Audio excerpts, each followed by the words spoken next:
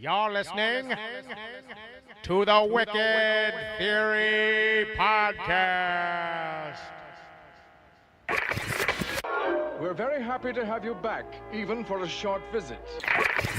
And here we go. Broadcasting to you live from the poop pipe under Shawshank Penitentiary. This is the Wicked Theory Podcast.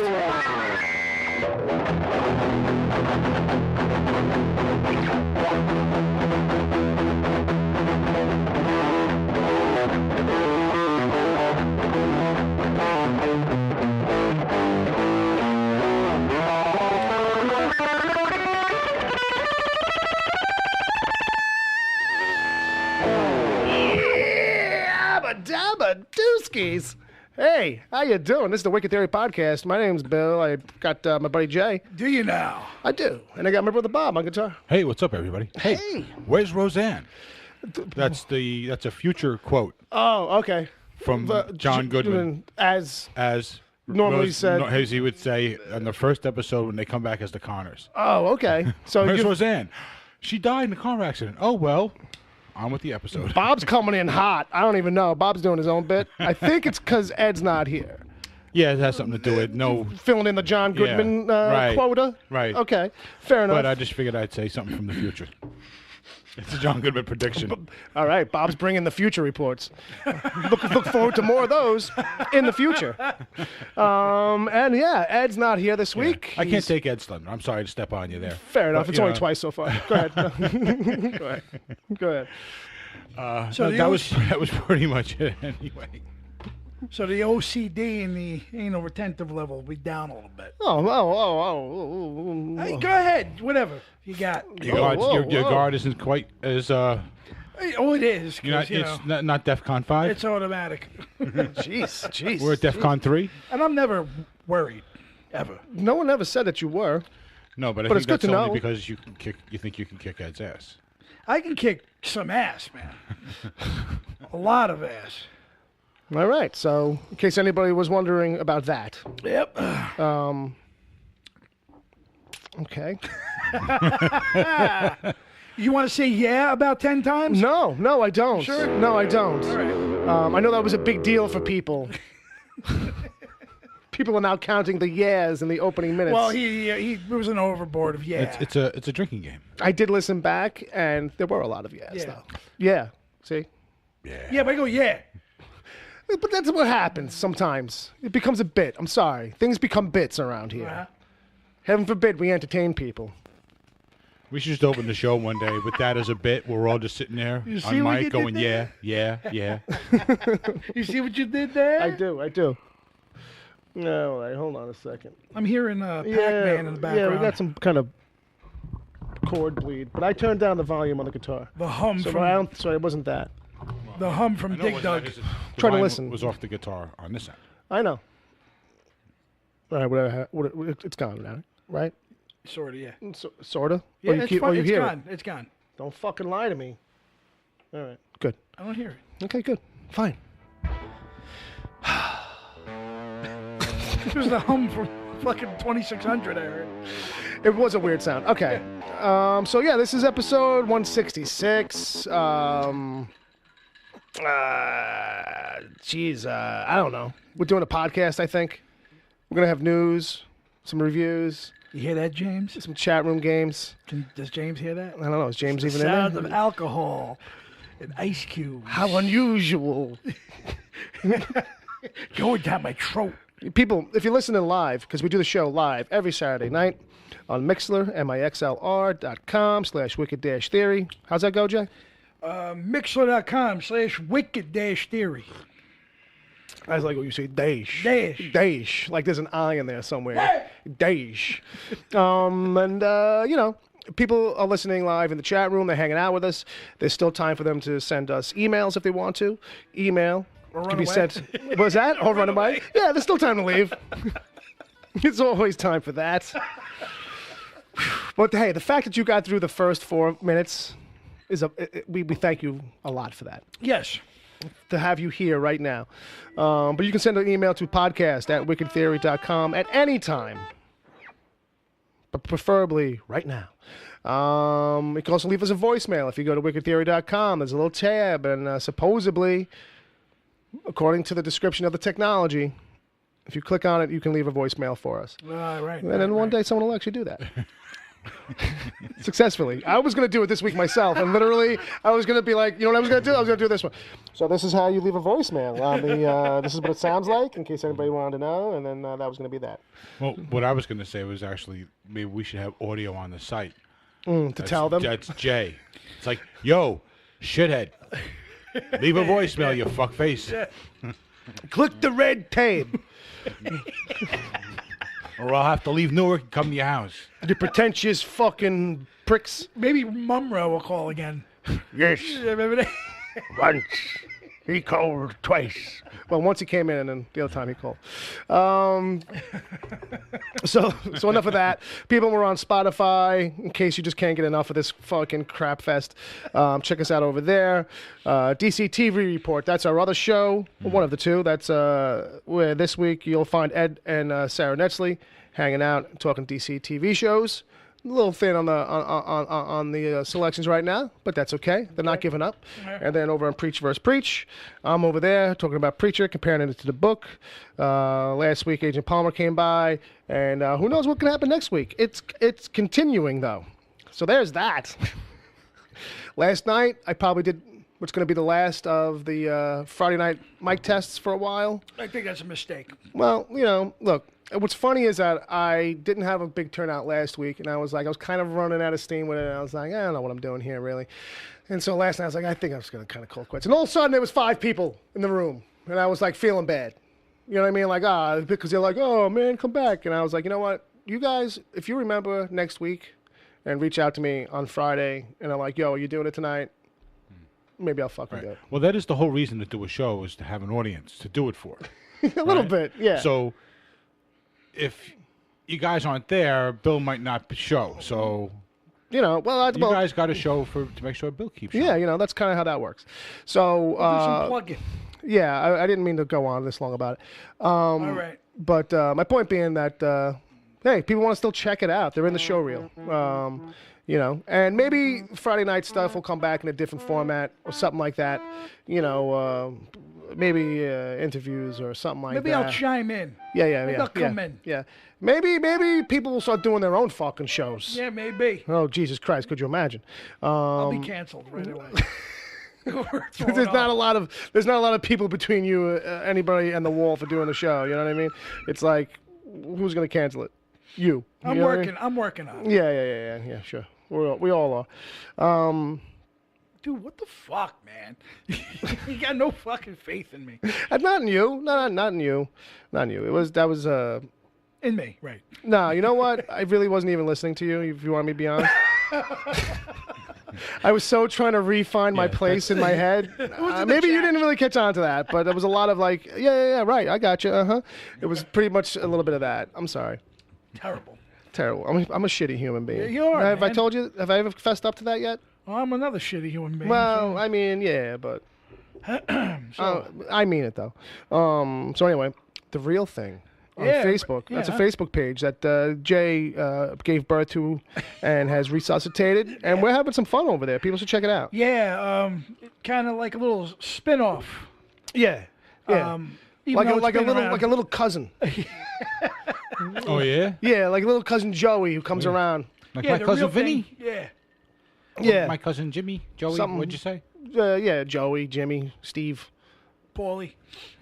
Anyway, the real thing is a Facebook page. That, just to reiterate what we did last week, 5 years ago, I had a little page. My buddy Wes Weezar, out of Texas, friend of mine for the last 15 years. He's going to run things over there and have a good time. So I advise you guys to go check in and talk some movies, pop culture, everything you do here, you talk about it over there. Yeah. It's another hangout spot, especially if you if you're digging on the Facebook. It's And there's a few people over there, and I'm trying to get them over here, too. Yeah, cool. So maybe we can get, like, a bigger family going. Yeah, like, you bring your cousins, we bring these cousins over there.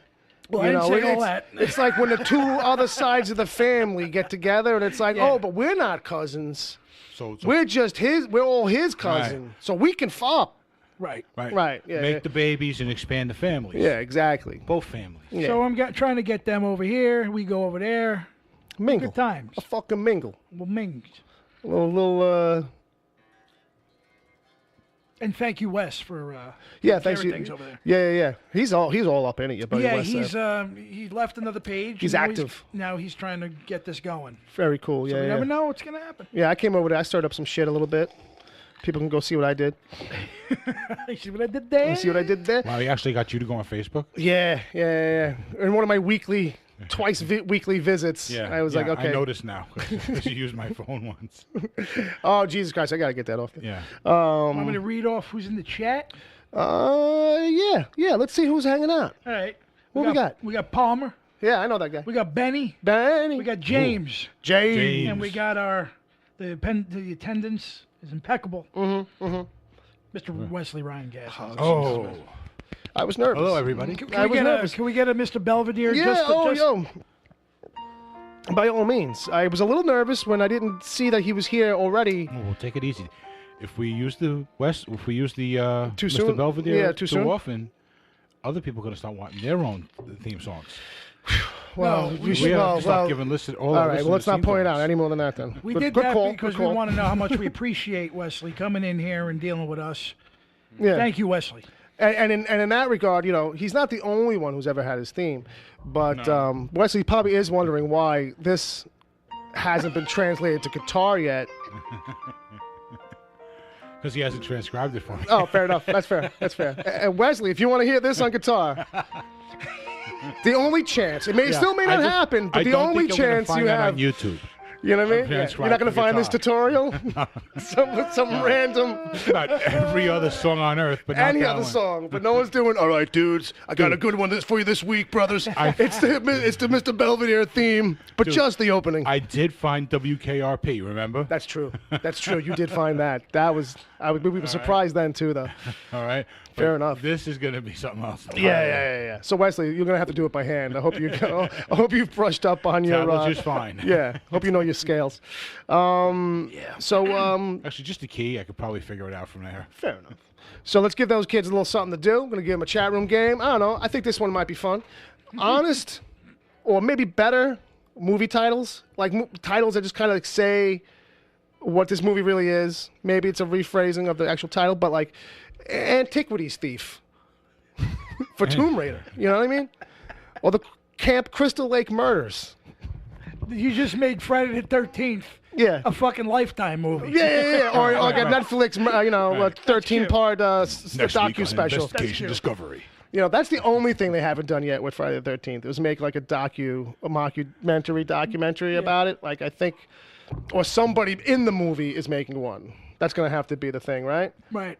Maybe. Well, Actually, I think they have had like the kids as they're coming into the camp, videotaping I it. feel like that's been in there, right? Someone had a Yeah. camera at They some had a point. camera at some point saying, this is where all those murders happened. It's not, After the man. first or second movie, you know, someone had to have done that. I would pay big money to see a TV. a Lifetime version of the Friday the 13th? Well, or just one documentary about it, like as if all of it really happened. But like go through all of those movies and like those character names from like movie 1 through whatever, and like just go through that hit list, like you know what I mean, Wait, and just no. play it so super straight. Wait, what's that VH1 series? After the music? Yeah. Or something like that? Behind the do music. It, just Behind do it the on music? Jason. Behind the music. Right, do right. it after Jason. Yeah. My first name is Jason. Jason. And when we come back, we're gonna find out what happened when Jason got this first machete, his very first machete. Was it a gift from his mom? The story behind the iconic mask when we return on VH1's Behind the Chapter Mask. 2, Jason falls in the lake. And then a surprise twist, it was his mom the whole time. Actually, over in The Real Thing, Wes posted a very cool poll Okay. about slashers, what their favorite slasher Oh, was. nice, And interesting. it's very diverse Okay. what people are picking. Oh, yeah, huh? You know, Leatherface Michael, Jason. So check it Right, over right, there. right. Join the page Yeah. and get over there on the fun. There's some cool, interesting stuff going on. Yeah, The Real Thing, again, The Real Thing, spelled like movie reel, REEL. You see what you did Yeah, there? yeah, I saw what you did Actually, there. it's called The Real Thing. It's and about More. fishing. It's about fishing. Yeah. Right, gotcha. Yeah, I think that if in case you're wondering, I think the top image is on the page is like an eclipse, or it's from something that No, it looks like an eclipse, right? What I did was I took the title page of 2001. That's what it is. Okay. And I put The Real Thing there Right. in the font. Sure. Yeah. But I mean, just so people know that they're on the right Yeah. thing. You know what I mean? That's what the graphic is, though. Yeah. They didn't recognize it offhand. But I thought it was from 2001, but I wasn't sure. I thought it might have been from something else. It's the opening shot. Fair enough. So, yeah. What's going on in the chat room? Are we having technical problems? No. Seems like everything's all right. Okay. Well, with that, let's fucking news it up.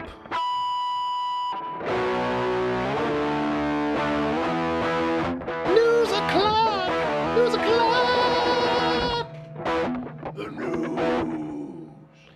News. And Diet Dr. Pepper. Real sweet. I'm loving that fucking little cutoff button. Nice. So yeah. Sponsored by Diet Dr. Pepper, I guess. Sponsored by the guy in the commercial, not by Diet You Dr. mean the guy Pepper. who was the American Wolf in London? that dude? I guess. Is that who that was? Yeah. Who's playing the little singing guy? Yeah, he was the I'm a pepper, you're a pepper too, that guy. The original Yes. guy. Yeah. Oh, there was another? Well, the guy who's in him now, the guy that I was just mocking. He's about this tall. He's He's like- like a heavy metal guy. Like hairband dude from the days. He's like, get that Diet Dr. Oh, Pepper. yeah. Oh, that guy, yeah. Yeah, with the stupid Yeah. mauve wig.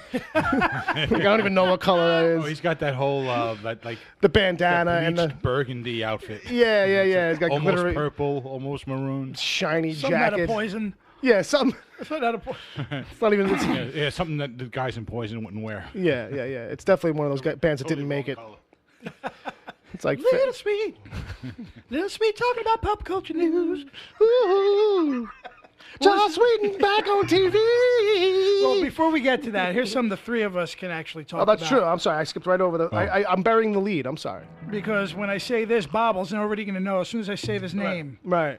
Billy D. Williams I already heard, yeah. is coming back, man. Oh shit! That's it. Jay's done. That's it. He can. So- That's all Jay wanted to talk about. So there's actually two guys with half capes in the movies soon. Right. Who's the other one? Shazam. He's gonna have. Oh, his- that's true. That's right? true. Did you see That's the true. picture of Zachary Levi? Yeah. Outside the Yeah, they're like 7-Eleven? outside a bodega, Yeah. 7-Eleven or something. Yeah. Drinking a soda. I like how they were like, oh, it's the first picture of him, like, from set. And I'm like, all right, well, this is. Did you see how this much is- padding is in that suit? Yeah. Yeah. It looks almost real. But and then he lifts his arms and you can just see the shoulders. Yeah, it's just like, okay, that's not. He's got like cut footballs on his shoulders. You guys got to be very selective with your camera shots. But Lando! Lando Calrissian.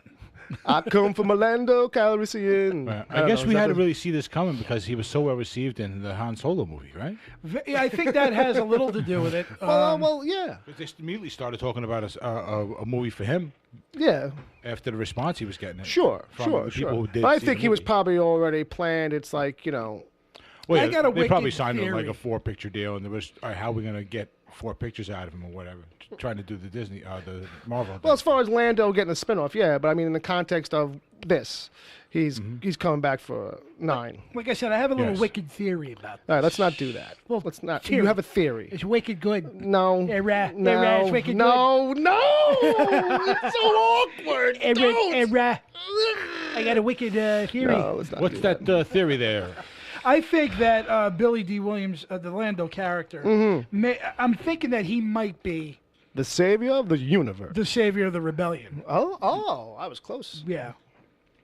From his flying wheelchair? Because Billy D's like 79 now, isn't he? No, he's up there. He's up there, but I don't think that would Stop him from stop saving the day. him from being like the No. new head of the rebellion. Oh, that's what you're thinking. He's had a promotion of sorts since And- then, probably, right? And it Oh, makes yeah. kind of sense too because he was a huge part in the takedown of the Empire. Yeah. Yeah. He did redeem himself. Right. You know what I mean? I think that was the thing. So it's like, it would be interesting to see. I think we were talking about this in the chat exchange. Me and you. Was that, what if, he never really kind of got over fucking you know, like he's always trying to compensate, still trying to do the right thing. It's always been about like, oh man, I really, I know it's a long time ago, but I still feel like I might have fucked up that day. Exactly. Like, you know, like someone brings it up and he's like, I know what I did. I'm not feeling good about it. Might be pimping. Well, he's a man who does what he's got to do to get things done. Right. You know, sometimes he's willing to do things that might eat at him a little bit. Yeah. Later on, Yeah. you know, because he is kind of a nice guy at heart. At heart, right. Yeah. Selling crack to the Jawas. I mean, you know, Well, I look, wouldn't consider that a bad thing. I mean, come on, Jawas are assholes. Jawas, Jabba the Hutt. Wouldn't you like to see a really like cracked out Jabba the Hutt? Jabba the Hutt could, you know, stand to lose a couple. Let's just leave it at that. But Jawas are probably already all jacked up on Yeah, something. I think that might explain it. I think they're really Ewoks underneath those robes. Right. But they're all Maybe. fucking methed out. That they're like they need to be in perpetual shadow and They've been darkness. doing the blue. And then, so that's the only reason they're outside is because they're going to score. I would move it over to Sand People, but it's the same thing. Yeah, pretty They're much. jacked up on shit. Yeah, too. they're on some other fucking kind of shit. They're on that crocodile. I think They're they on that might be, Russian like, shit. snorting Sarlacc feces or something. Yeah, that's what they're doing. They're huffing it. They're huffing Sarlacc shit.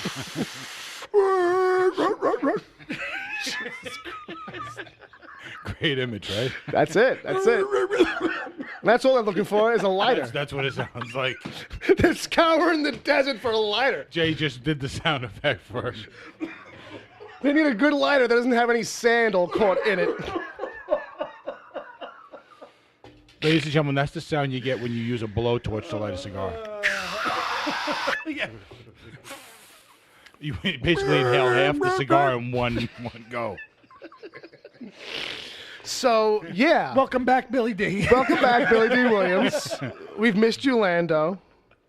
You better rock the cape. Lando of the Lost. But hey, man, look, anything that happens, I'm cool with it, man. I get that it's the end of this franchise. Right. But this series, this series, chapter yeah. of it, we should say. But, you know, let's not kill him off. It's bad enough we're going to have to watch him here. Everybody he loves is dead Right. as it is. He's going to be Right. like, oh, all the people I know. Okay. You know what I mean? It's my time. It's my time. I think what we'll see is a funeral for Leia, and that's where he comes in. He's like, I made it just in time for the burial. Well, if Billy Let's crack open a Colt 45. I'll pour some out for my homies. if Billy D does die, I want to see him as a Force ghost. Or somebody- Just come back and like torture everybody as they're like doing what they got to Hey, do. They just he's not official, but they just let him in anyway. Is that it? Because he's not a Jedi, but they're like, it's fucking Billy D.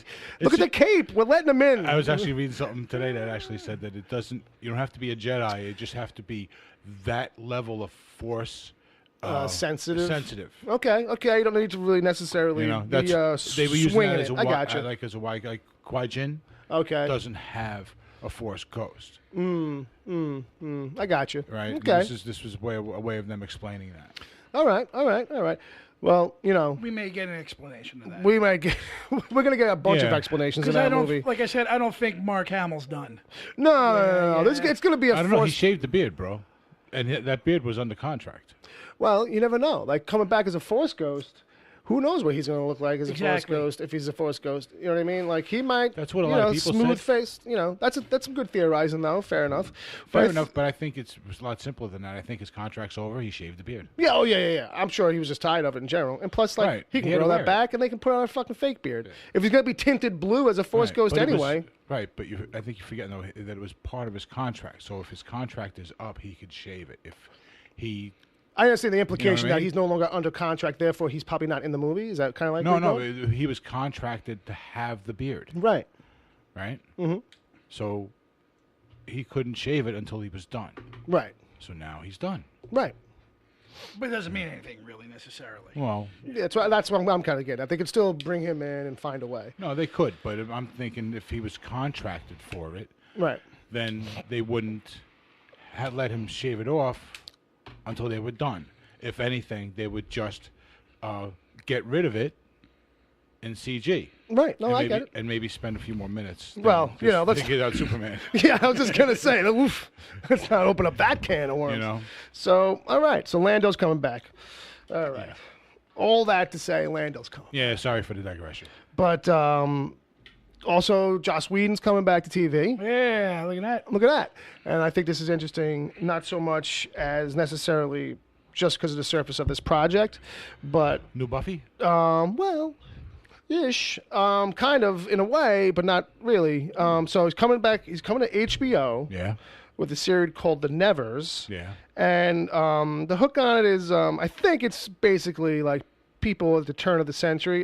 You know, stop. I was going to keep getting more and more excited. I know, but I knew that there wasn't going to be anything to hit. And as you were keeping doing it, I'm like, this bit, that's not going to work. It's going to implode. No, that works then. You go, instead I go, ah. You know, whatever. So, yeah, it's called The Nevers, and I think they're going to have, like, abilities or powers or something like that. So, I don't know. If you want to goof on it, you call it Downton Abbey meets X-Men.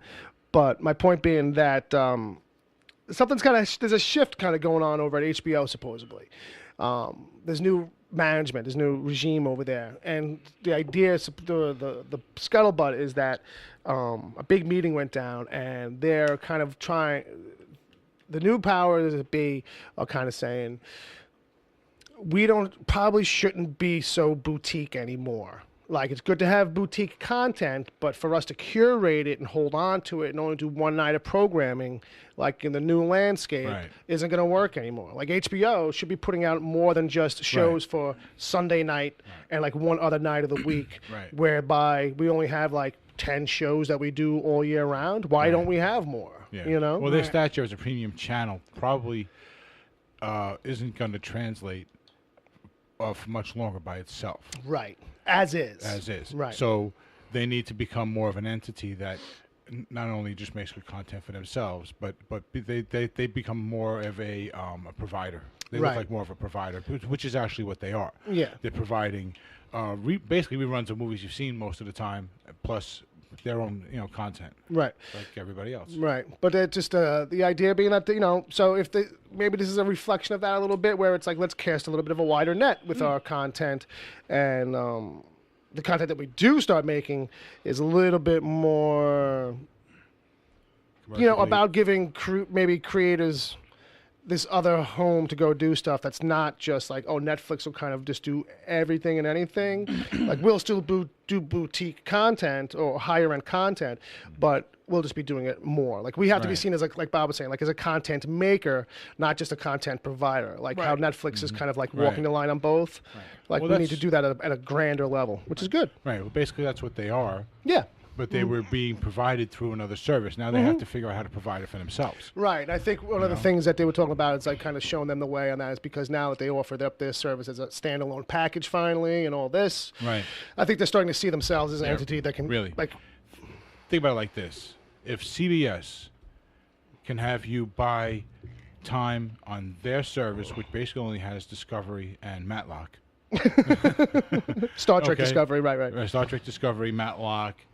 And all their own old content, which is very skewed senior. Sure. Elderly, basically. Yeah. Then HBO, who's been a provider of content people have come to expect and go to. Right. Should be able to do this successfully. Yeah. It makes a lot of sense. It's a shake-up, I think, for HBO itself and the old regime, because it's like, then we got to crank it out even more. Jay, why don't you take the next one under your under your little list? Much to Ed's dismay, the Joker movie is greenlit. Officially cast Joaquin Phoenix. I was going to say, which one? Well, there are so many. This is the Todd Phillips, Martin Scorsese one. Oh, okay. The modestly budgeted one. Right. At $50 million. Right. Yeah, which is really not bad. Which is not bad, but it's perfect. It's actually a solid budget. They'll make a good movie. They'll be able to get effects where they need it, and. Well, again, I don't share Ed's dismay over this. He's a big DC guy. Yeah, well, he's not here. So. Yeah, but I'm just saying this is more kind of my wheelhouse, where I really think that we're going to get something kind of special out of here, especially now with Joaquin involved, because he is a really good actor. I like him a lot. You know what I mean? He always turns in. He's always serious about it. He's very grounded. I loved him as Johnny Cash. Oh, yeah, absolutely. Yeah. I can do a whole podcast on that. I saw the way your face lit up at that. Yeah, exactly. Yeah.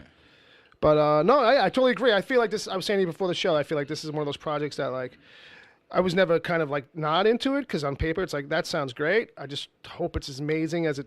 I can feel like the potential is so amazing, like you know what I mean. But now it's grown on me even more. Yeah, the more it starts to come together, and we're getting more info, and by putting Joaquin in there, I'm like, okay, this is definitely a thing that I am definitely more interested in than anything else with Joker coming out of DC because it's all kind of tied into fucking hipster Joker, right? Jokester, and it's like, you know, I don't know, like I feel like that seems like more of a hot mess to me. Than the potential thing about this that's throwing some people off. Like the things that throw some people off about this one is like, well, this thing is self-contained, so it almost doesn't matter. The hot mess is over in DC Universe proper, where they've kind of created this other thing. You know what I mean? Yeah, I kind of hope that the buzz on this one kind of starts to drown out the other one. Yeah, yeah. So that maybe they'll think, okay, maybe we shouldn't do this. Right. And they at least wait and see how this does. Right. And then maybe we don't get the Jared Leto one. Maybe not, which would be interesting because it would be like them saying, well, let's not confuse people too much. But what I do like is that if the lesson they learn from this is like, ooh, we can do stuff that's outside the norm, standalone, little artistic kind of thing, or something that's like, you know, not a typical superhero kind of thing approach with a character who's really super well known and let it be its own thing. And it's in a pocket. It doesn't matter to anything else. If the studios can see that, I think then we have a potential to get like really interesting shit if they just kind of, you know, get good people. That's the kind of way I'm looking at this too. Cause I don't know how well it's going to do, but I hope that it does make them think about the way that they're thinking. Yeah. You know, because if they start expanding and letting directors come in with their own ideas, I think they'll have more success. Right. Just to cap this off, two things. One, I was pretty psyched about this from the get-go. Sure. I even went on Gotham Lights and spoke about it with Heno and Steph. You know what I mean? I think you literally broke in the room. I think. Yeah, kind of. You know, it was they were going to have me on no matter what. Right. Secondly, this is what the official synopsis describes it as: an exploration of a man disregarded by society that is not only a gritty character study, but also a broader cautionary tale. And it's $55 million budget. Nice. So I'm excited. I'm excited. Jazzed up. Black Widow's finally getting her movie. Yes. Wasn't it called Red Sparrow? Oh, no, sorry. No. Wrong movie. I'm sorry. No. Well, that's the movie that should have been called Black Widow. Something like that. That's all right. So now they'll find a copy of the script in somebody's trash and dust it off and just rewrite that. Yeah. But it does kind of put this movie into the weird position where, like, you know, how much. I wonder if, like, behind the scenes that does affect what's in this particular script in any way. Look, this thing's probably been, like, kind of, like, in loose development for a long time. And so they're probably committed to it because it's like, well, it's the Marvel spin on similar stuff maybe. But I wonder, you know, what we're really going to get out of it. I hope we do get an origin story with her. I hope we get a really detailed one when she's really young, because that's when a lot of the stuff with her really takes place, right? I think to a certain degree. I mean, once she gets taken and she's in training, it's like I think she spends a lot of time in the training until like her teens when she finally starts going on missions and stuff like that. Right. Yeah, I basically felt like her story was like Jackie Chan's life as a child. Because he was a, you never heard the story? I guess not. I don't know. I'm curious now. His parents gave him to the circus, the Chinese circus. Oh, okay. When he was like 3. All right.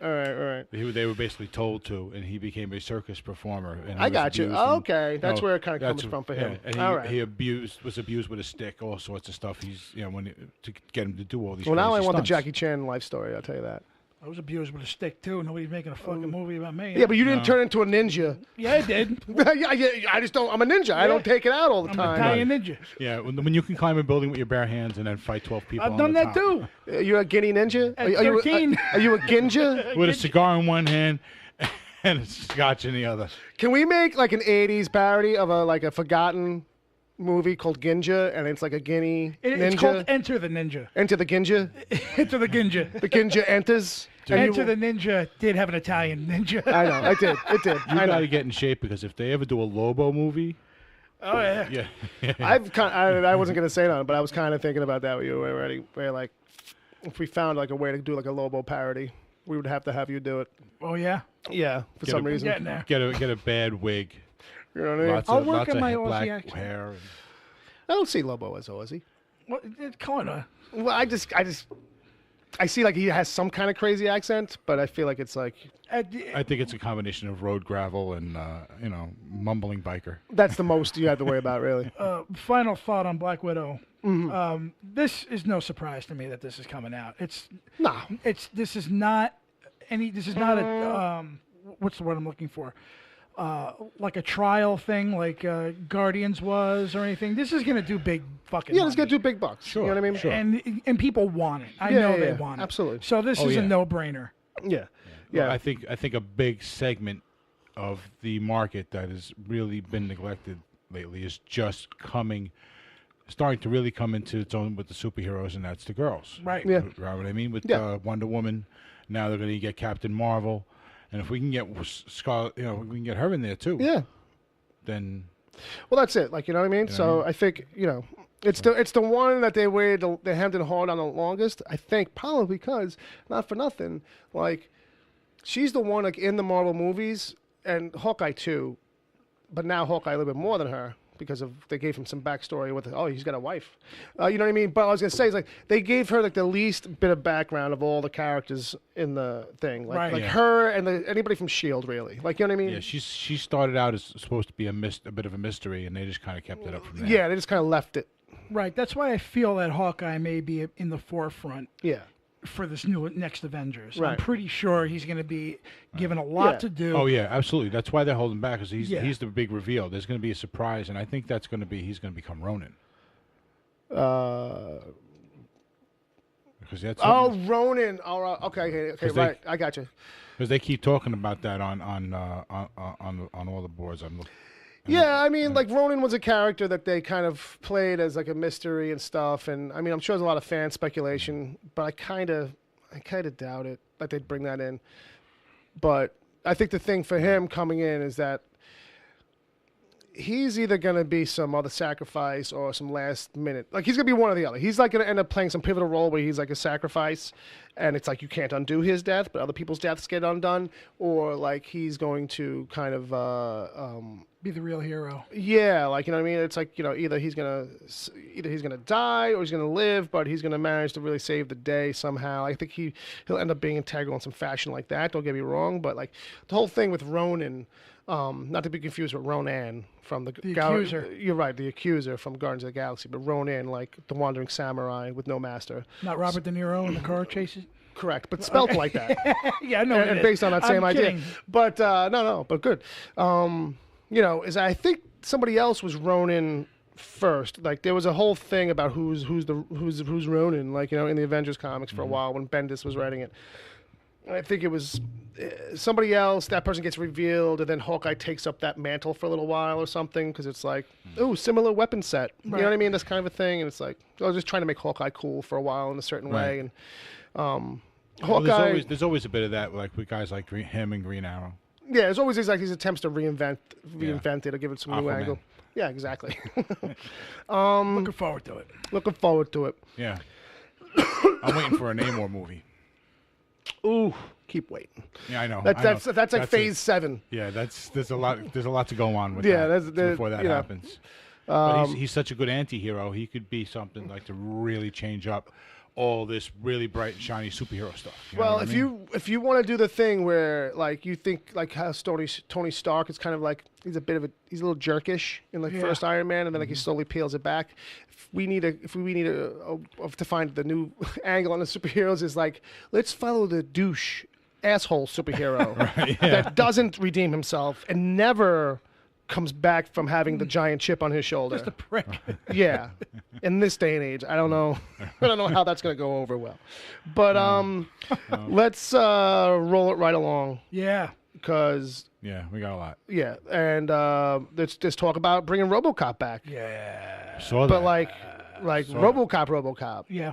not Sequel. Not the last one. Yeah, not the shiny. No. This is Neil Blomkamp. This is Neil Blomkamp is the guy that did District 9, Elysium, Chappie. Right. He's been trying to get Alien 5 off the ground. Well, this is greenlit.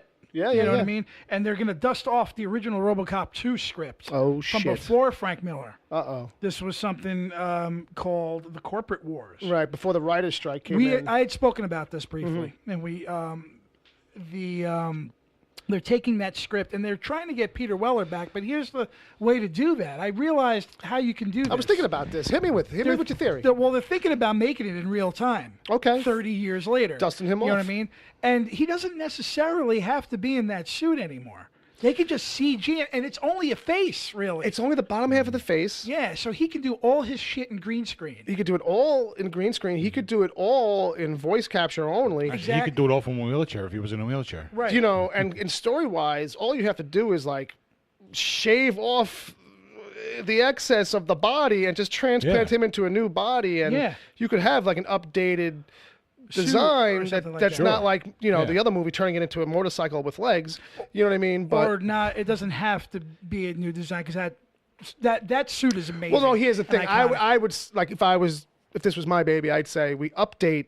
Yeah. The unit, like, you know what I mean? So Right. it's an updated version of that. It still has a lot of classic styling. And the next Now it's like automotive design. and the next thing that haters will probably say, well, he's not supposed to age because he's he's just he's upper Yeah, he's shoulder. only like 3% of the body. But, Okay. but that's still gonna age too. That would still be an easy fix if they Okay. wanted to go scientific and say he doesn't age. Mm-hmm. You can easily Well, it's sci-fi, yeah.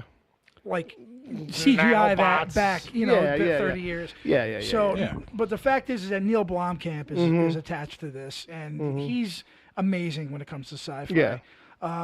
RoboCop Returns. I'm fucking all ready. For I'm all this. over for it. I'm, the last one was such a fucking bust. Yeah, it was a very big disappointment. Yeah. You know, I could see how a lot of those ideas were cool on paper, but in the end, it just didn't work out. And I think that's a tragedy sometimes with projects. But yeah. The only thing I liked about the new movie was Yeah. Michael Keaton. yeah, His story was cool. and seeing him be the villain kind of thing, it was all kind of refreshing because of Michael. Right. So and he always puts in a really good performance, Well, and you know- that was interesting. Yeah. Yeah, well, guys like him, they're comedic actors. They tend to be better overall actors. Right. If not Oscar quality, just overall, they're going to do a good job. Yeah, and it was, and he's at that point now where it's like, he fell back into the distance a little bit. Now a little resurgence, playing some bad guys again. Like he only did that a handful of times back in the days, or guys on the edge types. You know what I mean? Well, now he's making money again, though. So hey, and he's got the best gig in town. He's with Marvel. There you go. You know what I mean? Exactly. So Crossing my fingers for a Venom cameo. yeah. To him to pop up, It maybe would at be the end interesting. or something would be awesome. That'd be great if they started kind of Because that is Marvel Studios. Yeah. It'll be interesting to see how much that Venom movie ties into everything else, but we're jumping now outside the news stuff. There's another really interesting. You want me to keep going, or do you want me to? Let's jump right into the Alien 3. This is also very interesting. Yeah. Because this is a graphic novel. Right. William Gibson was one of the many screenwriters that actually had a hand at doing an Alien 3 script. Right. And this was turned down. A lot of people took a pass at it. Right. This was actually set up to be a two-parter. This would actually be the first, this would be like the first 3 and 4. Oh, okay. The first of 3 and 4. Right. This one was without Ripley for the most part. This was Okay. more centered along Bishop and Hicks. Okay. And I had mentioned this too we did the A to Z, the Okay. after show A to Z Yeah. about Alien 3. This was one of the scripts that was rejected. Right, okay. But it's also a fan favorite. Yeah. And if anybody's interested in reading the script, they can find it online. It's a PDF. You can download it. It's really a quick read too. Okay. So beloved that it actually is becoming a comic book. And I think there's already a cover for it. I forgot who's drawing it. Mm-hmm. Yeah, but this is coming out. They're adapting it now. I think it was a Dark Horse. No, I forget who's the publisher. Hold on. Dark Horse previously published a comic adaptation. No, it doesn't say who it. illustrated by Johnny Christmas. I'm not. Don't know Who's him. Johnny Christmas? I don't know, but it sounds like a real knockdown, drag out kind of movie. Whatever it is, it's Yeah. coming out November 7th. Right, fair enough. So it's probably hitting solicitations now. You can pre-order it at your local comic shops. Support your local comic shop. Find your local comic shop at comicshoplocator.com. I see you picking this up. Yeah, I might. Hey, speaking of comic shops, I'm sorry. Yeah. I was Nothing like a wondering- tangent. What do you got? Well, did you hear that our favorite comic shop is kind of Nikolai Volkov there? Well, look, Sacco loves wrestling, and the old guys are easy to get. Yeah, and he's got his own comic book. Yeah, that's not hard to do either. Bob, I'm going to plug something to you real quick. What's up? Sam Ash is going to have Alex Skolnick as a guest over in Union, New Jersey, which is 10 minutes from my house, half hour from here. Yeah. And he's going to do a little picking. He's going to do a little, I guess he does jazz compositions now and stuff like that, Yeah, but I he's been got to doing that go. for a while. I have to go to that. I think Who is this?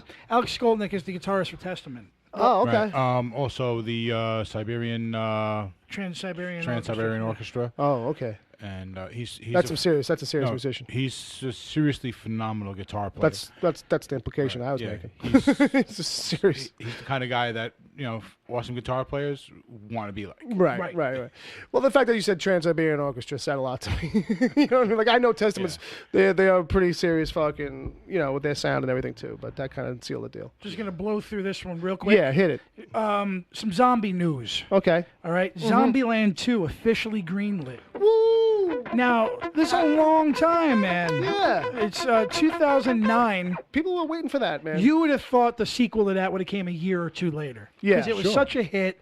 It was a lot of fun. And people were asking for it right away. Right. But the good news is that all 4 original cast members are coming back. Nice. So they worked it out. It's going to happen in the same sort of kind of Tone and relevant news. I got you. Okay. Jim Jarmusch, who's an independent filmmaker known for Dead Man, Night on Earth, Okay. Coffee and Cigarettes, Down by Law. He's doing a zombie comedy with Bill Murray, Tilda Swinton, and Adam Driver, which would be very, very, very interesting. Some of the best looking people in Hollywood. No, They but kind of look zombie-ish a little bit but already. That's going to be the smartest, funniest zombie movie ever, though. Yeah, it sounds pretty good. It sounds pretty good just by the lineup. If anybody's ever seen, might I need it. mentioned Dead Man, which was a Johnny Depp Western in the 90s. Right. If anybody's not seen that, go see that. Because Okay. that really shows you him at his best. You might want to have a PhD when you go see this because This it's new going to one. be so Yeah. smart and funny. Absolutely. Oh, Ghost Dog with Forrest Whitaker. Remember that? I saw that. Yeah. That's one of his? Yeah. Okay. That's his. Yeah. Okay. That wasn't bad. That wasn't a bad movie at all. That's a... The Italian mafia guys in that are hilarious. Yeah. What I love about Forrest Whitaker is, like, some movies, they're like, can you make the eye go more to the left than normal? And we want to can we give this extra crazy eye? And then other movies are like, we're going to shoot around the crazy eye.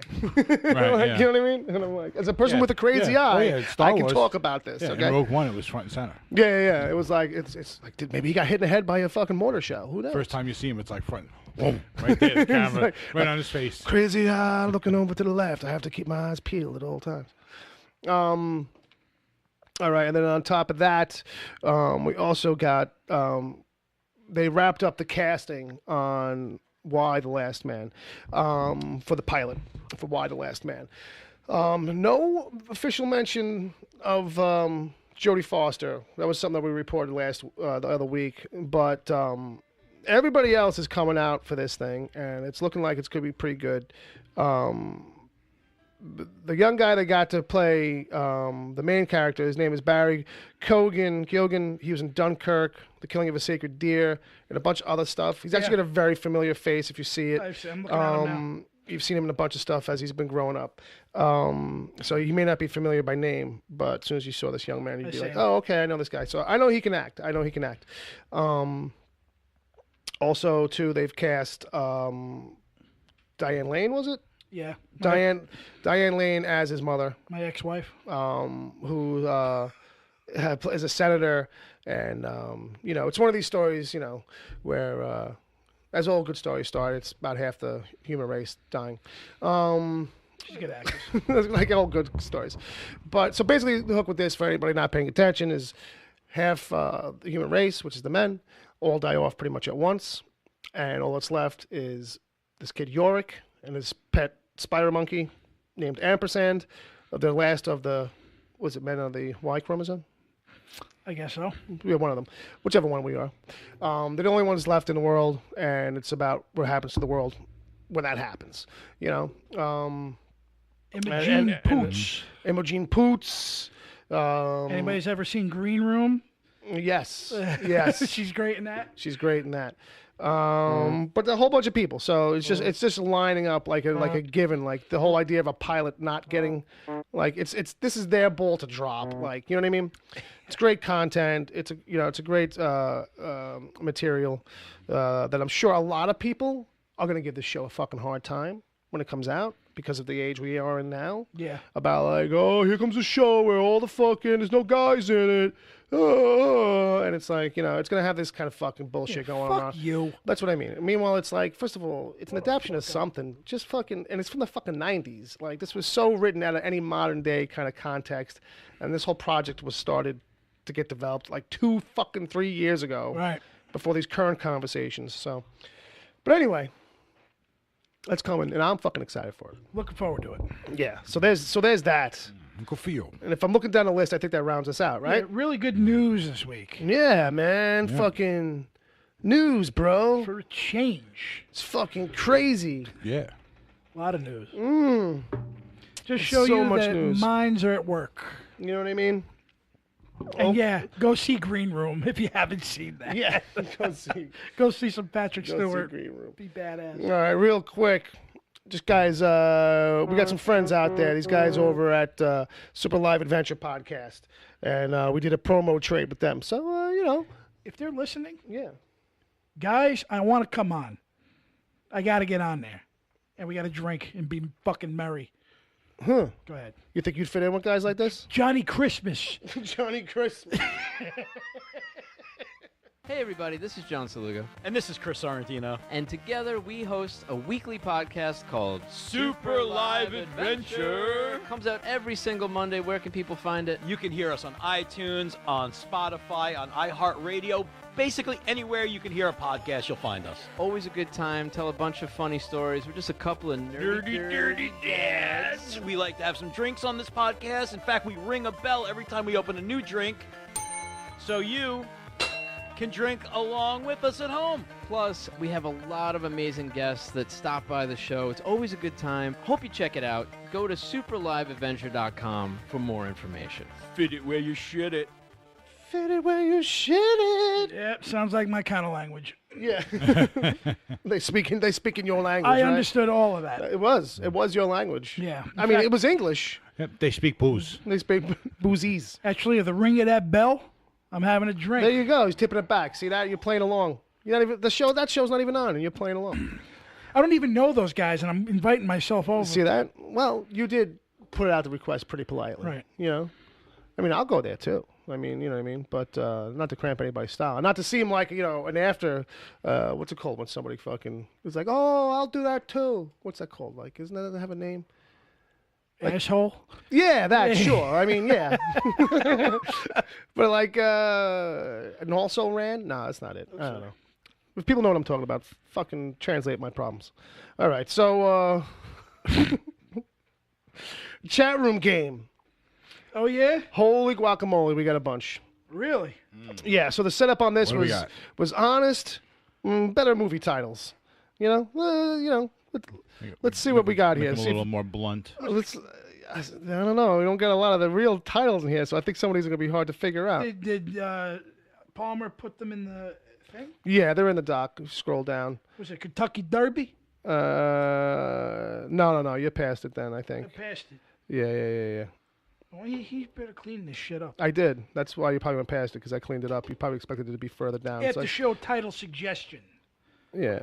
Where are you? I can't. Yeah. It's right beneath where it says Palmer Zone. Oh, okay. So Page 3 of 9. okay, that was better. Thank you. I didn't realize that was popping much up. better. Holy dog shit. Yeah. All right. Let's see if you can help me out with these, Jay. Cannibal helps police. Vampire romance. I don't know what either of those are. Religious cult adopts child. The Scarecrow bus tragedy. Scarecrow bus tragedy. Yeah, we needed real names on these. Sci-fi Groundhog Day. Oh, that's the one with Tom Cruise. Idiot says yes to everything. Well, that's Liar Liar? No. What is that? See? Yeah, none of these are going to work. Attack of the Flying Sharks. Giant lizard breathes fire. Computer plays tic-tac-toe. Oh, that's good. I know that one. Spaceship kills rescue team. Women inherit the Earth. Alien phones home. The Sports Almanac. Mankind goes to war with bugs in space. War of the Worlds. Hit that. That could be a couple. That's also Starship Troopers. Starship Troopers. That might actually be the one. Or even I think it's fucking Will Smith. Oh, Men in Black. Maybe that too. They look like bugs a little bit. Drink coffee, save men in space. The Schwartz Awakens. The Schwartz Awakens. Which should be the official title to Spaceballs 2. You're right. It should. Never make it. Evil clown terrorizes kids. Honey, where are the kids? Kids skip school. Has a great day. That's Ferris Bueller. Yeah. Blonde goes to New York and gets a job at bar. That can go either way, in my mind. Man with chin loses arm, defeats evil. Kung Fu Kid. He wasn't supposed to be here today. That was Ash versus Evil Dead, I think. Thief saves England. Wait, what is that? He wasn't supposed to be here today. That's Clerks. Clerks, right? Yeah. Disgruntled employee burns office because of stapler. Office space. Multipass. Fifth Element. Fifth Element. That's not hair gel. Dead guy hosts party. The blue or red pill dilemma. Matrix. Or we'll also take Dayquil versus NyQuil. Nice. That's good. The Martian Man. The keys to win a VR video game. Alone on an island. Aliens visit Earth to play music. Doing drugs in Las Vegas. That's all that should have been called, right? I'll do a bell on that. Yeah. Australian cop goes mad. Screaming robots kill everyone. Yeah, Mad Max and... Screaming robots kill everyone. Screaming robots. Would that be... I was going to say Invasion of the Body Snatchers, because they screamed. Yeah, but they're not robots. Yeah, they're aliens. The robots are screaming. Screaming robots. Screamers? Remember that? Remember Peter that. Well, that's an obscure one. Yeah. There was also James, so I might... that definitely might be. There might be some tall boys involved with this movie. Very nice. Very nice. Very nice. Yeah, lots of them that time. Yeah, he says Not Screamers. like last week. Yeah, Screamers. See that? Screamers. Nice. That's because James and I are the same you guys, wavelength. you guys are the same person. Yeah, kind of. Well, not exactly. Not exactly. All right. I've never seen the two of you in the same place. I'll say However, Yeah, I'm well, sure it'd be dangerous if the two of us got together. that. Yeah. The maybe you should do a timeline. podcast with James. Oh, my God. I would have him as a guest. Oh. I could just see that. There'd be a couple of bottles of scotch on the table, one for each of them, and it'd just be going, fuck you, back and forth At each other, yeah. at each other between swigs and cigars. Meanwhile. And then they hug afterwards. Oof. Rum. They told me I drank a lot of rum. All right. So a couple of podcast recommendations for me, real quick. I found this. I got the phone now, so when I'm at work, I'm like listening to podcasts more and more often. So I started trying to find like one of these kinds of like podcasts that's like, you know, fiction, like, you know, they're telling a story. This kind of stuff. There's a lot of these out there. So I was trying to find a good one. And I'm getting a weird fucking buzz. That buzz is back. But, I don't know. And most of them suck. Hey, that went away for a second. But most of them suck. You know what I mean? They all sound the same, or they're all kind of like, they sound like Serial or one of these kinds of podcasts. Like they want to be like a magazine, like an NPR magazine thing. And it's like, okay, we're gonna get to monsters, I guess, at some point. I know exactly what you're referring to. You know what I mean? Like they're yeah, not I doing get it like in a classic kind of radio play-ish kind of thing. So actually, that helped. Actually, when you leaned back for some reason. I don't know. So, well, maybe. Oh, the magnets, maybe. That's Bob's full radiation. That's what it is. That's, you know, he's the magnets. He's an electrifying kind of guy. He's a walking Me and power Magneto. plant. There you go. No. He's a power plant, cousin of Robert Plant. Point being, though, so I found one that's actually pretty funny, and it's actually got like some good quality to it, and they know what they're doing. They're doing the right thing. It's called Bubble. They only got like 5 episodes up. They're only like 20-so minutes to half an hour. But Where are they from? it's like a real, it's not like a fly-by-nighty like some people like they don't know what they're doing. These are like, some professional actors and comedians, and they've got some people like you would know if you heard them. Paul F. Tompkins and John Hodgman, if you know these guys, they're comedians. They do a lot of podcast stuff. But all these people know actually how to read dialogue, like, you know what I mean? Right. And how to act and shit, and there's like good sound effects in the background. It's done pretty good. And it's pretty funny. It's they kind of don't really explain how they're all like under this bubble, but it seems like Earth for a while now is kind of have been overrun by some creatures and stuff. So there are these bubbles that the cities put over themselves to protect. And so, like, not to give the setup too much, because it's a goof kind of a thing. Like, you know what I mean? So it's funny. It feels very sitcom-y or cartoon. Like, it feels like it could be like a sister show to like something like Futurama or something like that. Okay. You know what I mean? So that's where like the sensibility is on the dialogue. Right. Like, you know what I mean? And it's very current. It just kind of started. Bubble. I just really kind of recommend it. I mean, I'm not saying it's the most hysterical thing, but I find it funny, and I'm intrigued, and I'm waiting for more. So Very nice. So there's that.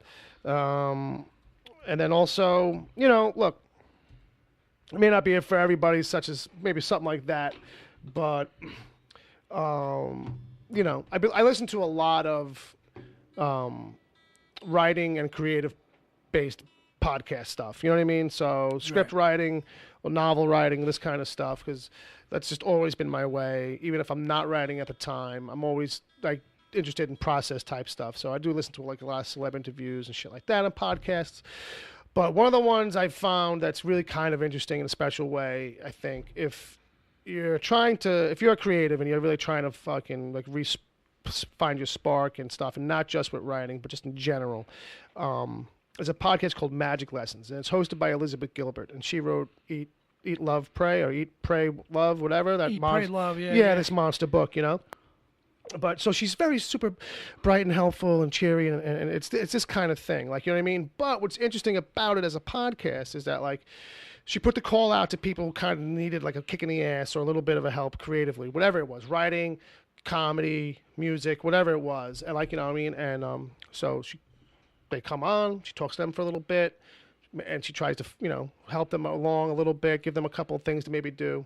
And then she talks to a professional that she knows or whoever she can find that's kind of like tied to that kind of creative field, and they give some feedback on it. And then she comes back to them a couple of months later. And so it's really all about process and shit like that, and creative fucking energy, and staying and finding your place and all that shit. So it's it's not for everybody, I'm sure. But if that's, for the kind of people who like this sort of thing, this is the sort of thing they like, to quote Stephen King. Cool. But, there's an episode there where Neil Gaiman comes in and helps out too with somebody, and she's got a couple other writers of note.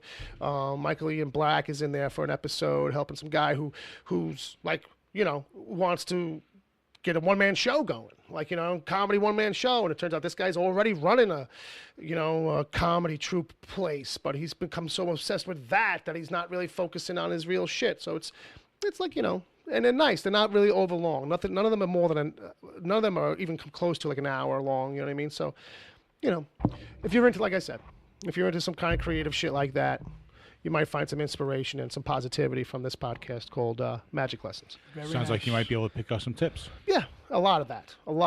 And in the broader strokes of creative. It's not about like nuts and bolts writing tips 101 kind of a thing. Right. It's a different animal. Let's jump over to you, Jay.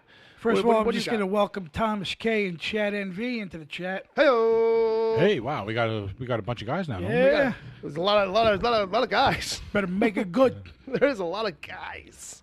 We can always call Steph up and Guys, tell her bring to your join girls. Where's your wives in the room? We need to come up on a lady demo. I don't know. Really? Get an app on their phone. My wife doesn't do this. This is Chad. I tried. I'm not sure what you're talking about. And I know James already tried to turn his wife onto the show, and she was like, "Nah, not for me." Yeah. Well, she heard my mouth. Who the fuck is Adam? Yeah, I just wouldn't blame anybody in general. So you know what you do? You steal her phone, put the app on it. Yeah. Hide it in the back of the folders, right? And then when she's not looking and we're on, you grab her phone too, and you open it up, put it on Mixler, log her in. Right. Help us out with the numbers. Yeah, and just leave it there. Yeah. And that's all you got to do. You know, put us on while she's sleeping. Right. This way, subconsciously, maybe she'll start to kind of like us. Yeah. Fucking nightmares. Phones can handle having 2 apps open at once these days, so she don't even need to know when she needs to use the phone. That's it. You just kind of put that one on mute. Close something. Close up. Close the window. She don't need to know. Jay, I don't know what you did, but I taste Johnny Walker Black Label. I feel like I got cigar ashes in my mouth. I woke up with cigar ash taste in my mouth. What's that about? I don't know. Crazy dreams you're having, honey. Sorry, Mrs. James. Mrs. James. Mrs. James. Mrs. in Louisiana. Yeah, Miss in Louisiana. That's his last name. Got it. Is it Louisiana? Well, it's in Louisiana. Oh, okay. James in Louisiana. So James is his That first name. explains it. James is his first name. In is his middle, I guess. All right. So I caught up on a couple flicks. The Disaster Artist was from last year. I didn't get a chance to see it last year. So I've been picking up some of the movies that I haven't seen, but man, did I laugh out loud, man. Yeah, right. Not only is it funny, but it's honest. Right. And Franco, man, he just knocks. He's a better Tommy Wiseau than Tommy Wiseau is. Yeah. You know what I mean? It's such a great performance, and I wish he would have gotten nominated for it. It's a really good movie. It's about the making of The Room. Tommy Wiseau, yeah. Yeah, and nobody knows where he's from, how old he is, where he gets his money, and you still don't fucking know. Yeah, the movie answers big questions like that. It tells the story of how it got made. It's a document on what the fuck happened when they made that movie. Very, very, very high cash, probably even the stash. I would have placed this probably in my top 10. I laughed a lot. I think it's very, very good. Nice. Roll on to the next one. And I caught up Arrow. Arrow is a video company that's been putting out some great stuff. If you've heard me on the show before, you heard me sucking their dick for the last 2 years. That's one way to put it. I'd say singing their praises. Exactly. Well, I think this edition is about 1.5 years old, but I haven't really watched it yet. But they did a really amazing version, which is now in a print called Creepshow 2. Creepshow. Okay. Nice. They did a really nice edition on this with a lot of fucking extras. Really? Okay. And it was really good seeing that again, cleaned up and everything. And I've seen the movie many times. I've only seen it, I think, the once. The first Creepshow is one of my personal favorite horror movies. You know what I mean? That is getting a revamp by Scream Factory, and that's coming out in October. I can't fucking wait. Nice reissue. It's nice reissue. Nice. So this Arrow has the rights to this one. If you guys are a fan of this film, this is about as good as it's going to look. There's some really great extras on it, and man, the raft is still a really cool The raft. Yeah. Oh, the raft. Yeah. It's about a killer oil slick. Hey, look. I remember that one. Let's be careful out there, Slick. You know what I'm saying? And that, no matter how crazy, I mean, you get mad at that one guy for swimming to the fucking shore, right? And he stands there, right at the base. Yeah. And it's like, I beat you. And then it just comes over. As ridiculous as it is for him not to fucking run to the car, it's still a cool fucking shot. It's a cool shot. And you don't see it coming in a way. Right. It's like, oh, okay. It just tidal waved him. All I know is that Newark people would have been they wouldn't have went in there. Well, you guys have already done that. Like, that's based on a story from Newark. We put it there. We put the slick there. Yeah. You guys drove it out of your town. Exactly. That was on 1 and 9. You country bumpkins can't handle it. We chased that thing out of here. We birthed it, and we're like, get it out. When it takes that guy right through the fucking raft. Right. Man. His fucking leg is up this way. It's all jerk. Yeah. Good times. Thanks for the ride, lady. Is that in 2? Yeah, that's the third story in that. That and you gotta love Stephen King's cameo with the truck driver. What the fuck happened? What the fuck? Fucking Stephen King. His cameos.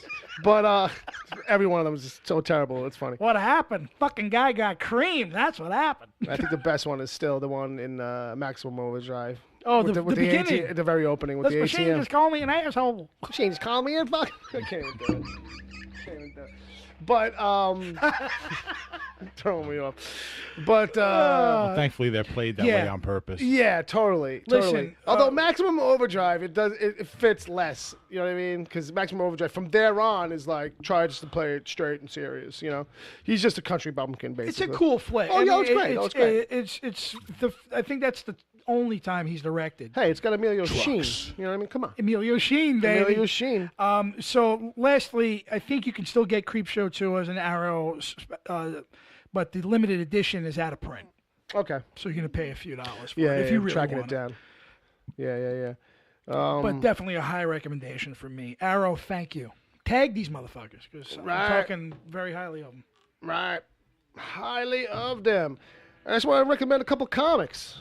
I don't know if Nice. anybody out there still reads or knows words, but these words are coupled with pictures, so it makes it a little easier. Well, that might help because I've seen the way some people spell lately on Facebook, and I'm kind of worried. You know, everyone wants to blame it on spell check, but if it's spell checking, how is it wrong? Any Swamp Thing If you don't graphic know the novel. difference between straight and straight, you're a dummy. Right. You know what I mean? What was that? Any Swamp Thing graphic novel. There's your recommendation. Well, that's Jay. That's Jay. Anything with Swamp Thing, no matter who wrote it or drew it, give it a shot. Noise. So this one takes a little bit of a setup because it's just an interesting, crazy thing. So Donnie Cates is a writer who I've been following a little bit. He writes some over-the-top, kind of tongue-in-cheeky shit. Bob would actually know him from God Country. Remember that? Oh, yeah. Yeah. So for that short run, Yeah, that was a really good one. and it was fun. It was nutty, but it was fun. And that's the kind of writing he does. Like, you know what I mean? So now he's at Marvel. And he's taken Okay. over the Thanos monthly comic book.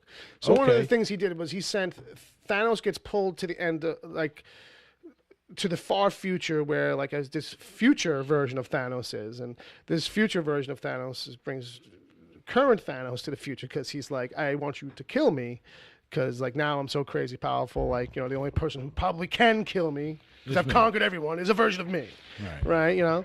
But this future version of Thanos has as an underling the cosmic Ghost Rider. So it's a version of Ghost Rider. Right. This is like the Silver Surfer and Ghost Rider, something like that. So it's a version of Ghost Rider that got, for a while, co-opted to being a Herald of Galactus, like Silver Surfer was. And then once Thanos defeated Galactus, he served Thanos. But this version of Ghost Rider is actually Frank Castle. So the beginning of this story is that Frank Castle becomes the Spirit of Vengeance, and then eventually becomes an underling, the Herald of Galactus, and then eventually becomes the Herald of Thanos. But people are like, oh, this is pretty fucking cool. So now he's got his own book. Right. So, and it's, what brings him back is actually Odin from Valhalla. Like that's what plucks him back from the edge. Like in that Thanos book at the end, Thanos, or somehow he dies. You know what I mean? But he's resurrected just in time to get his own book because he was instantly beloved character. It's kind of how Spider-Gwen, if anybody knows what that is, took over Marvel from being on a cover. As an idea, a random thing. No one would have seen it coming a year ago. You know what I mean? So, but it's going to be a lot of fun because, he's obviously super jaded, more than you can imagine. And he's old, you know what I mean? So when he's in this first issue, he's in Valhalla and he's basically getting the rundown from Odin, of why Odin saved him and shit. And he's in his human form. He looks like Iggy Pop. You know what I mean? It's Frank Castle, but now he's older and his hair is long and white. Right. And he's wearing a T-shirt that kind of like doesn't really fit him because he's a bag of bones. Like, you know what I mean? He's in shape in the way like a heroin addict would be in shape. Right. It's like, I think you're a runner or a heroin addict. I can't tell. You know what I mean? Or you just don't eat food. But down on the street where the faces shine. I can't mention music. Why do I mention Ziggy music? Pop. I know. He doesn't have a lustful life, though. I'll say that. Right. I'll say that. Good tune. That's segue. So people should check that out. Issue number 1 came out, and I'm also going to recommend the Immortal Hulk number 1 and probably number 2 by the time people read this will be coming out. I think that's next week. But it's a reboot on Hulk. So people don't know. Recently in the Marvel Universe comics, the Hulk was shot in the head. Banner was shot in the head finally, and it took for once like a special bullet or some shit. But as we all know in comics, nothing lasts forever. It's superheroes with soap operas with spandex. So he's back basically for whatever. However, I don't even know. It doesn't really apply to this book. But this take is that we're gonna go back to kind of like the original kind of like idea for the Hulk, that it was like a monster, that it was a dark thing, that the book should what if the book was more of a horror book, you know what I mean? And like he's more of that kind of a figure, like a Swamp Thing, like this kind of like a shadow in the night kind of a thing. And it's a little bit more retribution kind of based, a really kind of a throwback with a modern kind of art sensibility and style and storytelling kind of thing. So I've only read the first issue, but I like the idea. The setup on issue 1 is kind of very basic and thin. It's just a standalone kind of issue, just to kind of set tone. Doesn't really do a lot for like setting seeds for a future storyline. But it was an interesting take and approach, and I like the artwork a lot. So Immortal Hulk and Cosmic Ghost Rider. If anybody's into comics, that's kind of cool. I thought there were a couple standouts from Marvel of all places. Very nice. So with that, I think we're done with the meanwhiles. So hot plate. So as we segue into the news, stop that. Just remind people, hey, this show is ad free. Yeah. Okay, you can't. I'm sorry to interrupt, but we've already done the news. So I'm sorry. Emails. I said news. I'm sorry. Good call, Bob. Good catch. So, anyways, this show is ad free, and that's because people like you, people listening at home, they should support the show. They help out. They support us over at patreon.com/Wicked Theory. Yeah, what are you guys doing? For $1 a month, you can support the show. Let's get into email. A couple $2-3. Couple 2-3 emails, maybe. Yeah, maybe. What do you got? I don't know. I'm cracking it open right this second. Let's see what we got. Emails.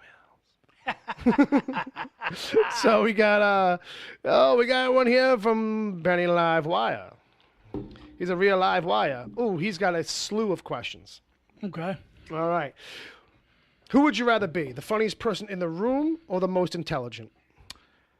Funny. The funniest. Because I feel like you still got to be pretty fucking smart to pull that off. Yeah, maybe. In most rooms, anyway. But I'll take that too in a heartbeat. Would you rather be able to talk your way out of any situation or punch your way out of a situation? I do both. As I'm doing it, I'm punching and talking at the same time. It's like a comic book. I live my life. Listen, as I've gotten older, you know, now that I'm in my mid-40s. Here we go. Fair enough, though. You know that fighting's never the answer. Mm-hmm. You know what I mean? I've had a lot of them in my day. Sometimes it doesn't resolve a fucking thing. Right. So I try to, reason. And once that but I don't. Yeah, but this is usually going to be in a situation where you've already put your foot in your mouth. Yeah, not even. You know what I mean? Well, not even. It's more like if somebody's doing something, I'm going to say, listen, stop. This is stupid. You know what I mean? Right. They come back again, then I got to. Then it's on. It's one. Right. They get one shot. Then it's on. Then it's on. All of a sudden, the fucking music kicks in, and Jay's like, who wants to go? Because I'll take yous all. Or we can sit here like gents and discuss. Maybe it's because I'm not afraid. I'm not afraid to take that punch. Well, yeah, that's what everybody's really mostly afraid of in the fight is getting punched. Oh, sure. You know what I mean? Sure. Regardless if you get a punch in or whatever it is, you're going to get something. Right. You know what I mean? So why not? Mm-hmm. You know? Fighting 101 podcast with Jay Chickalees. That's right. All right, so that's fair. That's fair. I'll take my talking my way out only because I don't want to hurt my hand. You know what I mean? Like I've punched people in things. Always hurts your hand.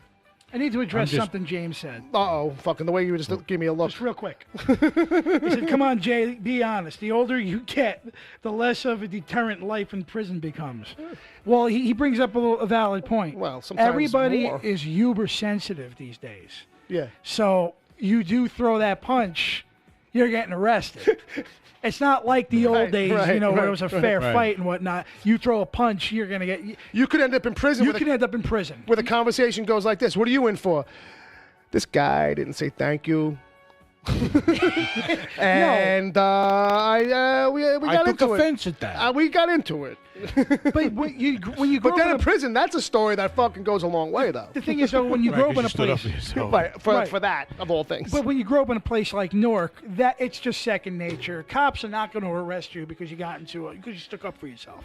I don't go starting fights. No. The cops always look for who swung first. Yeah, exactly. They do. But I will say that you never know anymore because, like you said, we live in these ultra-sensitive times where, like, when we were growing up or even not that long ago, there was a lot more of that from cops kind of like coming in, assessing the situation for what it really is and making sure that the person who's really at fault is the one who goes downtown. And whereas nowadays, some of it's like, by the book. Right. We got to go by the book. We got to take both of you or whatever. I don't I've had my share of them in the past. I've done that. But I don't go looking for that. I don't start shit. You know what I mean? It's not what it is. And here's the thing. But I'll defend myself. But just much like, every villain thinks he's the hero, nobody who has a fight ever really goes looking for Nobody him. wins. Well, that's the thing, too. Right. But I'm just saying, like a lot of people who get into fights, I would think, never really...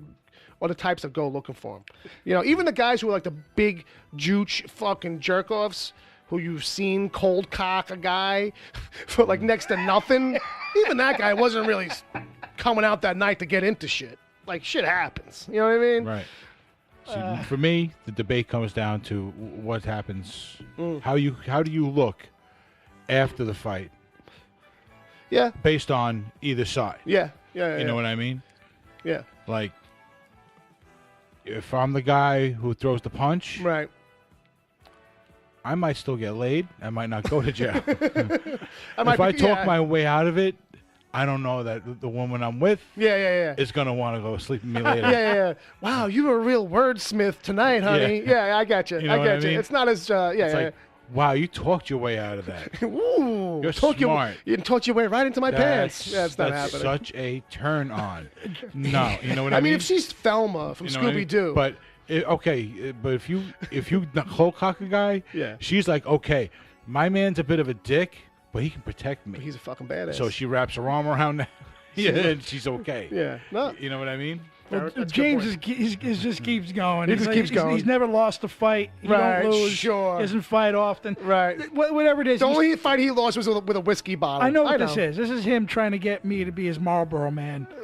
His Harley Davidson. Right. He's like, I need you to come down here, and we need to take care of a few bars. Like the two of you are gonna go start clearing house, like fucking, like Jesse and Cassidy and fucking and preaching. It all sounds like Brokeback Mountain to me. Yeah, in the end, once one of you has to go home, and it's like, you can't leave, man. And it's like, I wasn't gonna. I mean, I don't want to.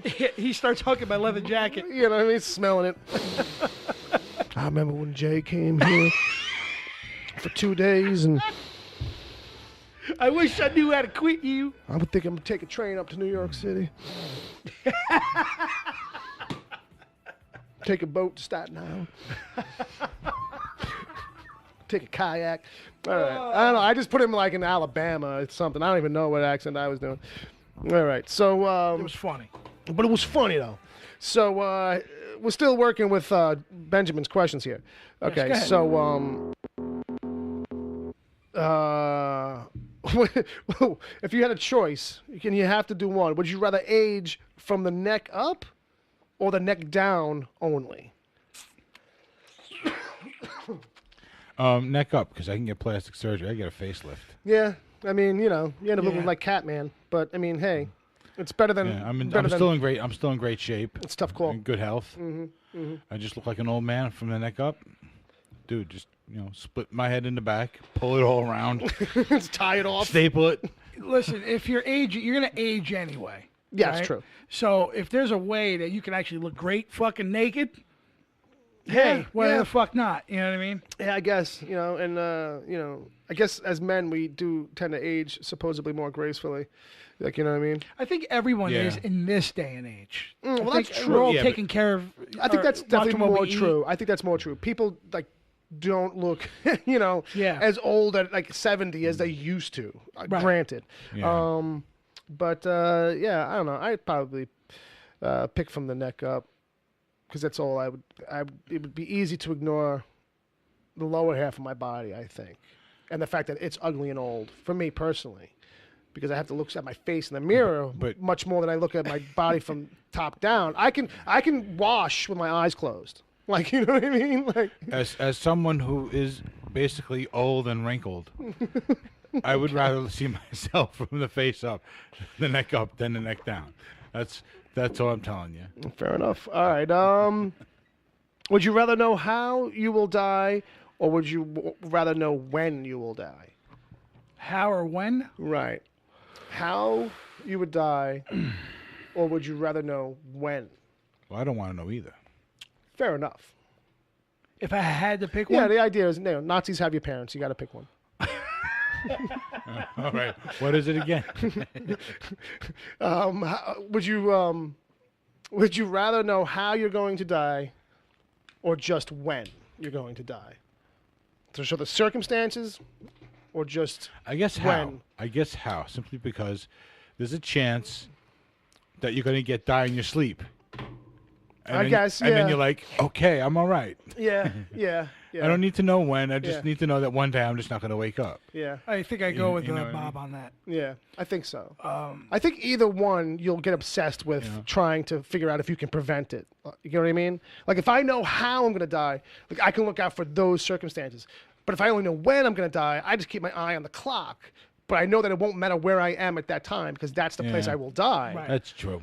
But if I know how, then I could be like, well, I gotta stay away from cement trucks. Yeah. You know what I mean? But I don't know. it's gonna come through a wall. Yeah. It's like a Twilight Zone thing where it probably wouldn't matter. You're right. I guess you can't avoid it. Yeah, I guess.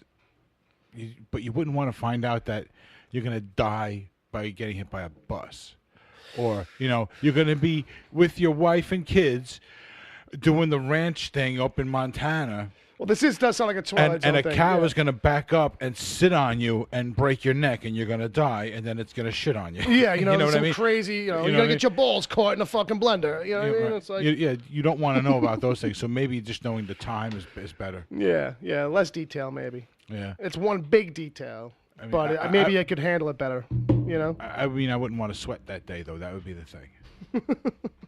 All right, so would you rather have $1 billion to your name? Well, this is kind of fucking setting you up. Would you rather have $1 billion to your name or be able to spend $1,000 for each hungry and homeless person? I feel like, why you got to paint us in a corner like that, yeah? No, because if you have $1 billion, you can I can still do you that. can give to charities. I can still give I think if I have $1 billion, I could probably still give $1,000 to each hungry person to have maybe $35 left. I think that's when you know what I mean? That's a lot. As I said it, I was like, well, that is a lot of homeless people at $1,000 each. I think that's when Benny Livewire did a line, or because that's now the questions are getting wherever he's kilter. lifting these from, so he's not proofread. Let's see what they say on this. Yeah. See, as a billionaire, though, I might want to make sure that $1,000 that I'm giving to people as a billionaire is going to be used properly. Like, if here we go. Dude takes that, I see him go smoke crack. See, here we go. I don't know, man.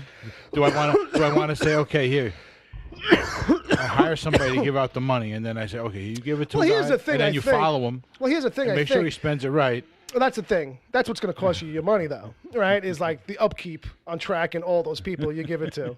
You know what I mean? Yeah. Because it's like that's a lot of people, A and Right. B. Like that's a wide gamut of how to fuck up with the money. You won't let me finish because I was sorry. I was going to say that you have them follow them, and then if they're not spending it right, kill them. Oh well. Homeless. Yeah, so save some money. You're for a bullets. billionaire, and he's your hitman. I say, you know what? I'll put the $1 billion in the bank, and with the interest, I can start giving people $1,000 Right. as they accrue. Yeah. You know That's what I mean? true. And I think I covered myself on that one. So would you rather lose half your hair or lose half your hearing? What? He says as he strokes his thinning hair. But I Can think it be body hair? well, I think he means the hair in your head, but he just does say hair. Yeah. Lose half your hair or lose half your hearing. Well, Either or. I'm still good on my hair, and I have a decent amount of body hair. So if I'm counting everything, I think I'm okay. The thing is, Half your hair, and what else? Half your hearing. What? What? Already lost half that, so here we go. Yeah. No. Well, I'm already losing a little bit in my left ear, but that's another story. I'll whisper on his left side. Jay, thoughts? you know what? It's funny. They should ask that question because my hair has been kind of like my strong suit. Okay. I have thick hair still. You know what I mean? They do call you Samson. Samson. Samson. However, hearing is very important. Right. In your everyday life, but you're only losing half of it. Right. So maybe half the hearing, I'd say. Right. I just want to say that you do look less disabled if you're losing half your hearing versus. Because I don't think I'd look good bald.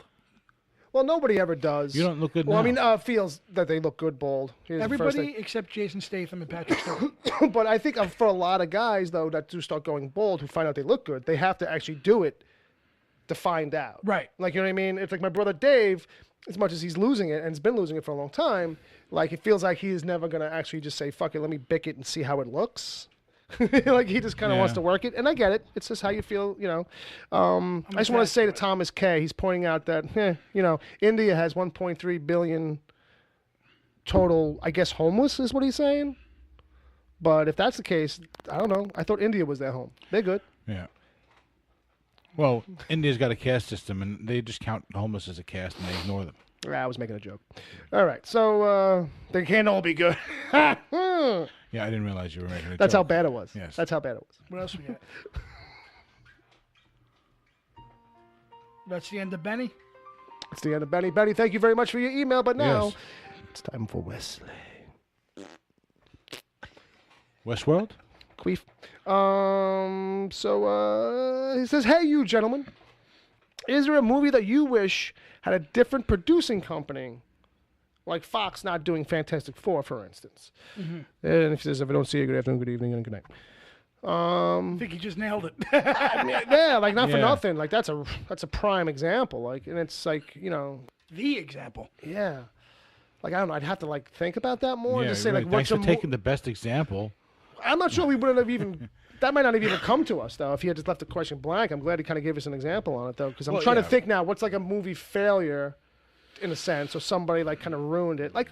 RoboCop, I guess, that reboot of RoboCop. It's like it would have been nice if maybe somebody else had done it. Like DreamWorks? Yeah, like that would have been good. I mean, anybody. See, I don't know. See, Fantastic Four is a good example of company fucking it up because that's Fox. Yeah, You know what I mean? But I don't think that some of the movies that fail are really the studio's fault. I think it's the director and writer. Yeah, the execution in the end. Yeah, that probably has a lot to do with it. But I would have rather seen that's probably the easiest getaway. Yeah. Because Daredevil used to be Fox. Yeah, And you see we what might just happened. keep coming back to Fox. Yeah. The more we think about it. Well, I just realized maybe DC should let Marvel make their movies. Well, I mean, everyone's been saying that for a while. That's nothing new. All right. So, Wesley, thank you for the email. Thanks, Wes. Thank you for the email. And then our last one here is from James. Is it a Fuck you, James. Is it a fucking Bible? No, it's actually pretty short for this time, Oh. which is nice. His subject line is, oh, fuck, I forgot. So I guess that means to send an email. But here it is. So he remembered, which kind of cancels out the whole point of that thing. So I was going to do this earlier, but yeah, I forgot. Great show last night, Bill. That walk down memory lane to the music was very nice. I ended up playing some older rock cuts. Sucks that I finally remembered about the Friday night show on its last night. I like the idea of having me okay the show as a guest. Okay. So would travel expenses be covered by the show? Yeah, all right. Yeah.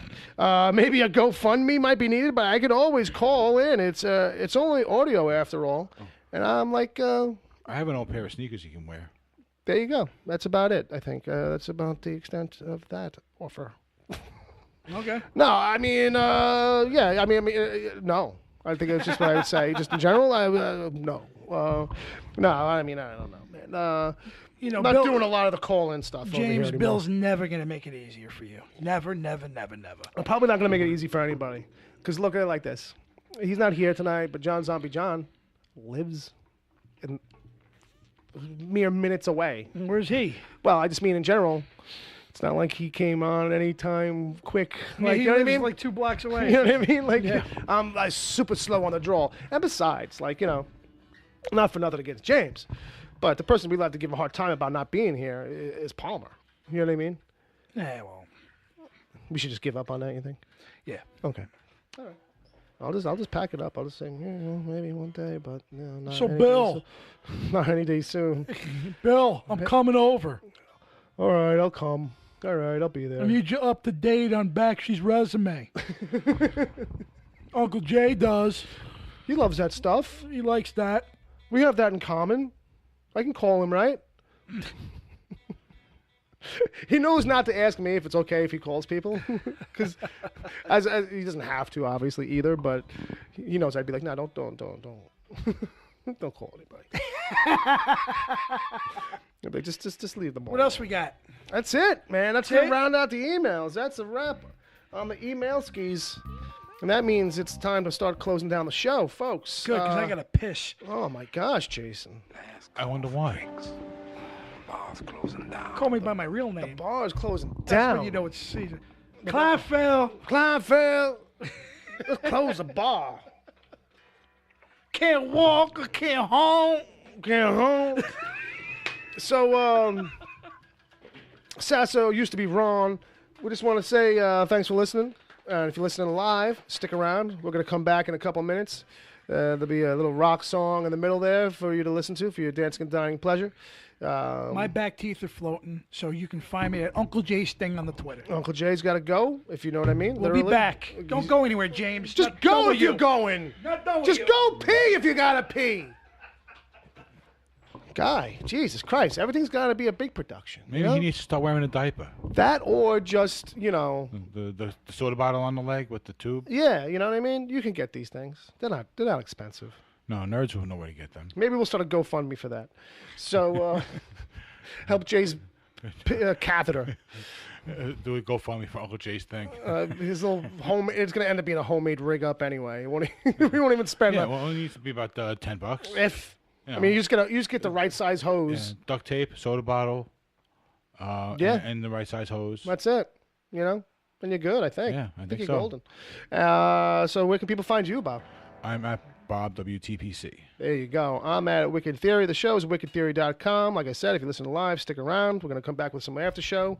Who knows what that's going to be? Who knows? But if you ever want to hear the after shows, hey, support us on Patreon for $1. You get access to all of that good stuff. Yeah, I think that's it. Brother Bob, take us out.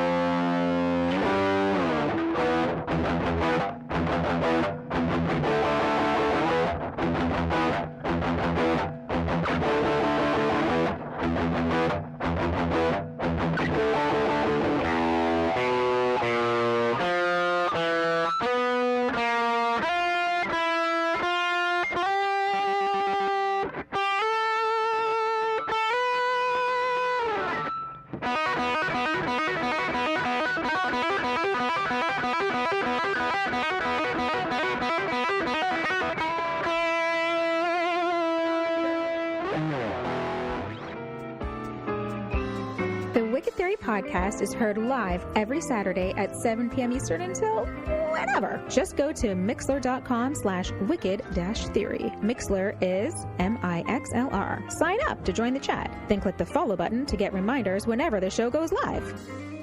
You can find the show on iTunes, Stitcher, Google Play Music, wherever good podcasts are given away for free, and at wickedtheory.com. You can support the show at patreon.com/wickedtheory. There you can get the after show if you miss it live. God forbid. Plus other exclusive episodes. As always, send your emails to podcast@wickedtheory.com.